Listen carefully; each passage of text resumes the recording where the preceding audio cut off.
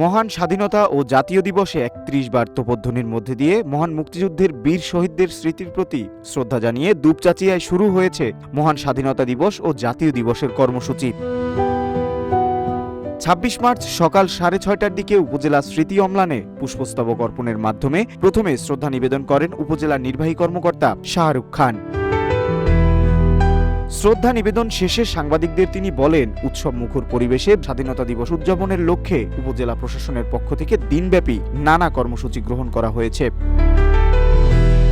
জনসাধারণের জন্য স্বাধীনতা দিবস উদযাপন যেন নিরাপদ নির্বিঘ্নে হয় সে লক্ষ্যে নিরাপত্তা জোরদার করা হয়েছে। এরপর পৃথক পৃথকভাবে উপজেলা প্রশাসন, থানা প্রশাসন, থানা মুক্তিযোদ্ধা কমান্ড, উপজেলা বিএনপি ও অঙ্গ সংগঠনের নেতৃবৃন্দ, বিভিন্ন রাজনৈতিক দল, সরকারি বিভিন্ন দপ্তরের কর্মকর্তা ও কর্মচারীগণ, সাংস্কৃতিক ও সামাজিক সংগঠন সহ গণমাধ্যম কর্মীদের পক্ষ থেকে স্মৃতি অম্লানে পুষ্পস্তবক অর্পণ করা হয়।